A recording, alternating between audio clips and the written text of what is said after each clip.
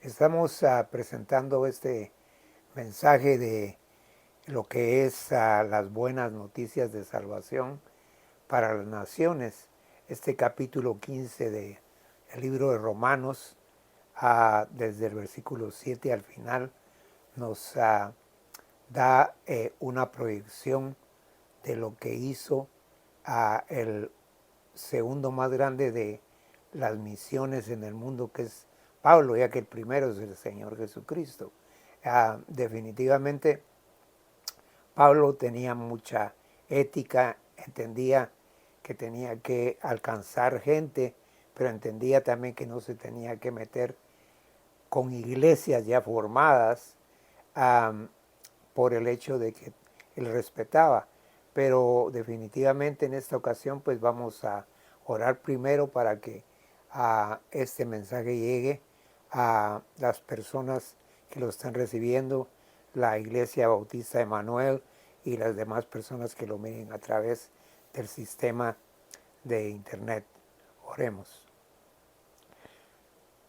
Señor bendito, gracias por la bendición de poder compartir tu palabra preciosa, que pueda llegar a lo más profundo de nuestro ser, para que tome raíces y que pueda de alguna manera servirnos siempre. Danos la iluminación para entenderlo. En el nombre de Jesucristo. Amén. Entonces, el Evangelio a las naciones, las buenas noticias de salvación a las naciones. La Biblia lo llama a los gentiles, pero los gentiles son las naciones. Entonces, desde el versículo 7 del capítulo 15 de Romanos dice, por tanto, recibidos los unos a los otros, como también Cristo nos recibió para gloria de Dios.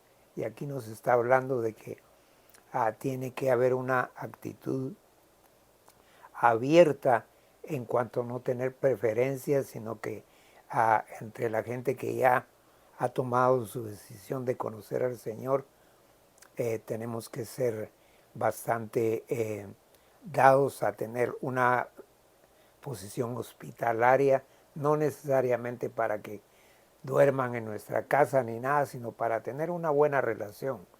Y entonces el versículo 8 dice, pues os digo que Cristo Jesús vino a ser siervo de la circuncisión. La circuncisión fue una señal del pacto que hizo Dios con Abraham para los judíos. Nosotros no tenemos nada que ver en eso, pero acordémonos que hay dos programas que maneja el Señor Jesucristo. El Señor Jesucristo maneja el programa de la iglesia y el programa de los judíos, que esto va a terminar hasta que sea la eternidad. Pero por el momento Él los sigue manejando. Entonces se dice aquí, pues os digo que Cristo Jesús vino a ser siervo de la circuncisión para mostrar la verdad de Dios, para confirmar las promesas hechas a los padres. Esos padres son los patriarcas del pueblo de Israel. Pero como el mensaje es directo para las naciones, sigue con la posición de mencionar a las naciones. El versículo 9 dice, y para que los gentiles glorifiquen a Dios, o sea, las naciones, por su misericordia, como está escrito, por tanto yo te confesaré entre los gentiles y cantaré a tu nombre. Entonces aquí nos está dando un aspecto de orden, porque Dios es un Dios de orden. Primero le llegó a los judíos y después a nosotros. Y la palabra de Dios dice aquí en el versículo 10, y otra vez dice, alegraos gentiles con su pueblo. Entonces aquí está enfatizando que es para las naciones, cualquier nación que sea, no importa el idioma que hable, puede ser alcanzado por el Señor. Y obviamente sabemos que hay naciones que nacen con religiones radicales y que es muy difícil que se conviertan a Jesucristo. Pero aún así Dios puede rescatar personas de ahí, por ejemplo en el budismo, en el área de los musulmanes y en otras áreas donde creen otras cosas, como los hindúes que creen en el panteísmo, que creen en muchos dioses.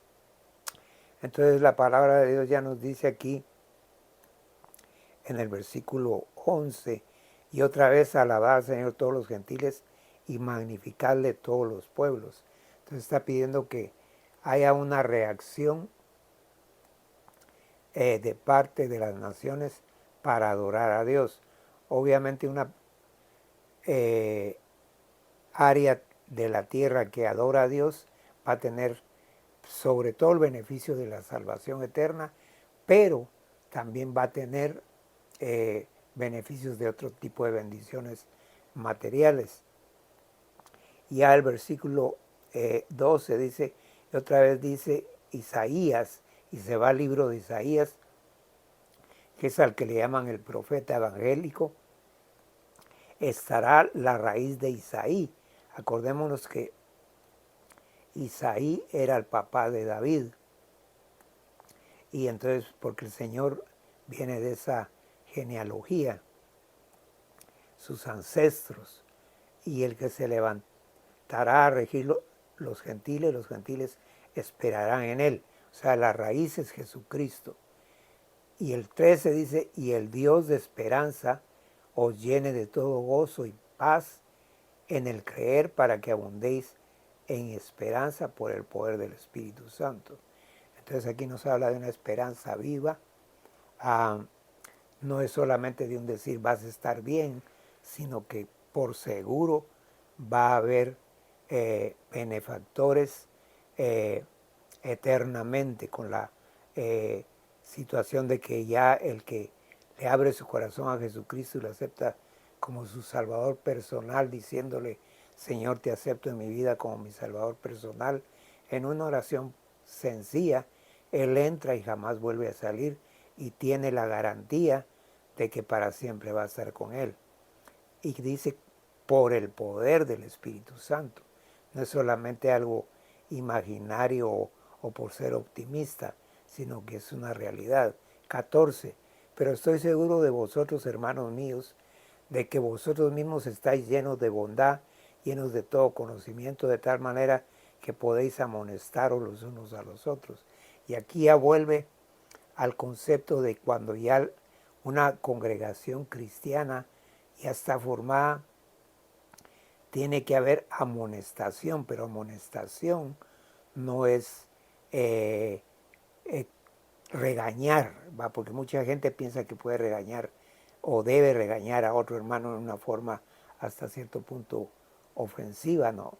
Amonestar es darle ánimo, levantarle. Si anda mal, incluso le puede decir, no te veo bien, sería bueno que estuvieras bien, pero en una forma cordial y amigable, no es a que uno sea un mandamás y que se apropie de la gente, ni mucho menos tener una actitud tirañuela que quiera manipular a cualquier hermano, sea nuevo o ya lleve muchos años en la iglesia. Y entonces el versículo 15 dice, más o menos, he escrito, hermanos, en parte con atrevimiento, como para haceros recordar por la gracia de Dios que me es dada. Entonces aquí está Pablo diciendo que está despertando la capacidad mental entendible de los creyentes, porque aquí es para creyentes que han tomado su decisión de seguir a Cristo, para que tomen un concepto de conciencia en donde están ya y que ya no pertenecen más a la gente que vive en un mundo de incredulidad, aunque pertenezcan a cualquier religión, aún de las organizaciones nuestras. Para ser ministro de Jesucristo, dice el 16, a los gentiles, y aquí Pablo ya se toma directamente él en cuenta, ministrando el Evangelio de Dios para que los gentiles le sean ofrenda agradable, santificada por el Espíritu Santo. O sea, lo que está hablando aquí es que cuando una persona acepta a Cristo, y en otra parte de la Biblia lo dice, que hay fiesta en el cielo cuando un pecador se arrepiente. Y que los ángeles desearían hacer lo que nosotros podemos hacer, pero los ángeles tienen otra misión. Los ángeles tienen la misión de protegernos a nosotros, no podemos decir de qué manera lo hacen o lo siguen haciendo, pero ellos siempre están protegiéndonos a nosotros. Y hay ángeles guardianes que están directamente con Dios, y hay ángeles, arcángeles, y tienen serafines, querubines, lo que es la angeliología. Estamos hablando ángeles de Dios, porque hay otros ángeles que se desviaron y que están con el enemigo, que él es el líder de ellos. Pero el 17 dice, tengo pues de qué gloriarme en Cristo Jesús en lo que a Dios se refiere. Lo que está diciendo Pablo aquí es que él se siente satisfecho, ¿va?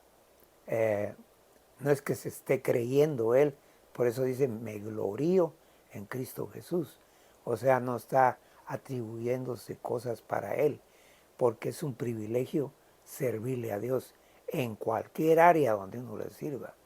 Versículo 18, porque no osaría hablar sino de lo que Cristo ha hecho por medio de mí para la obediencia de los gentiles con la palabra y con las obras. Entonces aquí está hablando que la palabra es importante y por supuesto la palabra tiene que ser respaldada con obras. No sabemos que no somos perfectos, pero Pablo ya cuando decidió entregarse a Cristo fue una persona con todo y que era pecadora, que dedicó su vida completa a Dios al punto que fue martirizado, que fue muerto por servirle a Jesucristo, después de que era perseguidor. 19, con potencia de señales y prodigios en el poder del Espíritu de Dios. Y aquí está hablando la época en que Dios se manifestaba por milagros, por sueños y todo, pero fue una época en que todavía no estaba escrita la Biblia, porque Pablo no tuvo el privilegio que nosotros tenemos de abrir el libro de Apocalipsis. Él murió antes de que se editaran estos libros, estas cartas. Y entonces el versículo 20 dice, y de esta manera me esforcé a predicar el Evangelio, no donde Cristo ya hubiera sido nombrado. Y esto es bien importante, para no edificar sobre fundamento ajeno. ¿Qué está diciendo Pablo? Yo no me fui a robar las ovejas de otra iglesia, ni les fui a hablar a los hermanos lavándoles el cerebro, de que vénganse a mi iglesia y todo, porque eso es antiético, o sea que no es correcto hacer eso, es pecaminoso, porque considero que Dios ha puesto un líder. Por ejemplo, Timoteo fue pastor, Juan fue pastor, eh, pues Pablo lo que fue un misionero. Él tenía que ir primero con el pastor a decirle si un hermano de la iglesia de él se iba a salir, que hacerle ver, este hermano se quiere salir de su iglesia, pero no estar, como decimos nosotros en español, son sacando a la gente, invitándole a actividades sociales y todo, para quedarse con las ovejas, porque eso es antibíblico, eso es contra Dios, eso es pecaminoso. Por eso él dice que él no hizo las cosas en una forma fuera del concepto de Dios.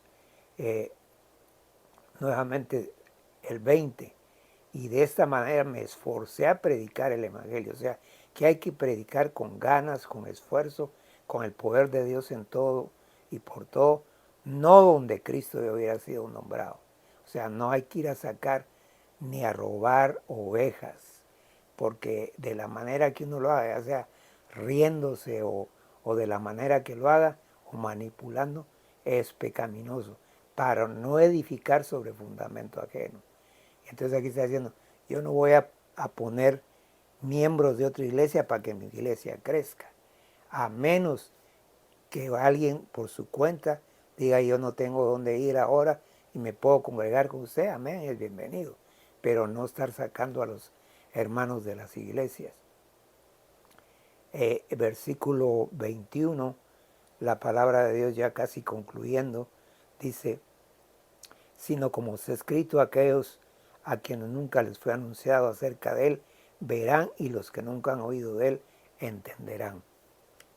Entonces aquí lo que dice es a los que no se les ha anunciado el Evangelio. Entonces uno tiene, claro, uno no sabe quién ha oído o quién no ha oído, pero obviamente si alguien le dice a uno, mire, yo estoy yendo a una iglesia cristiana, entonces, bueno, decirle siga yendo ahí, qué bueno, pero no decirle, véngase a mi iglesia que aquí nosotros tenemos esto y tenemos, porque eso ya es no ético, cristianamente hablando, ¿va? Es como que en el aspecto ya de las personas que están dentro del concepto de la vida diaria, por ejemplo, gente intelectual que son doctores o abogados, empiecen a sacar gente de otro abogado para llevárselas con ellos, o un médico, no es ético tampoco. Y si no lo es en el campo secular, o sea que no es cristiano, mucho más en el campo cristiano. Entonces tenemos que tener cuidado, porque también hay hermanos, se ve más en los latinos, aunque también se ve en otras culturas, que andan de iglesia en iglesia, pero ellos son los hermanos los que lo deciden. Yo pienso que un pastor nunca debe estar sonsacando ni invitando a fiestas o almuerzos a la gente para que se salga de ahí y después quedarse con ellos, porque hay cosas que definitivamente tarde o temprano Dios le va a pedir cuentas a quien lo está haciendo. Porque a veces hay hermanos que Dios los tiene ya definidos para que se congreguen en un lugar y llega gente a estorbarlos. Obviamente eso no es de Dios, eso es del diablo. Dios les bendiga y pues les motivamos a que se congreguen en una sola iglesia y que sigan adelante en esa iglesia. Ninguna iglesia es perfecta, todas las iglesias están llenas de personas imperfectas, desde el pastor a todos los que están ahí, pero tenemos que tener mucho cuidado en estar edificando sobre fundamento ajeno. Un saludo a todos, desde aquí, desde el estado de Georgia, su pastor y amigo Erwin Sierra los saluda. Vamos a orar para terminar.